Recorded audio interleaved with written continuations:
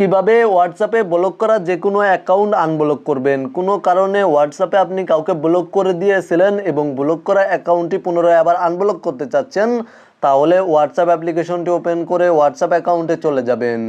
দেন ওপরে থ্রি ডটে ক্লিক করে দিবেন এবং তারপরে সেটিংস অপশানে ক্লিক করে দিবেন এবং তারপরে এখানে দেখতে পাচ্ছেন প্রাইভেসি নামে একটি অপশান রয়েছে, এই অপশানে ক্লিক করে দিবেন।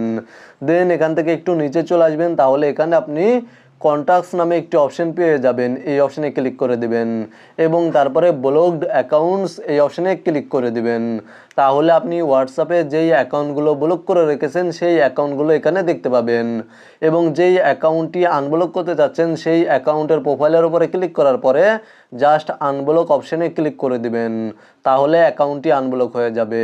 জাস্ট আপনারা এইভাবে এই নিয়মে ব্লক করা যেই অ্যাকাউন্ট আনব্লক করতে যাচ্ছেন সেই অ্যাকাউন্টের নেমের ওপরে বা নাম্বারের ওপরে ক্লিক করার পরে জাস্ট আনব্লক এই অপশানে ক্লিক করে দিলে অ্যাকাউন্টটি আনব্লক হয়ে যাবে এবং আপনারা পুনরায় আবার মেসেজ বা কল করতে পারবেন।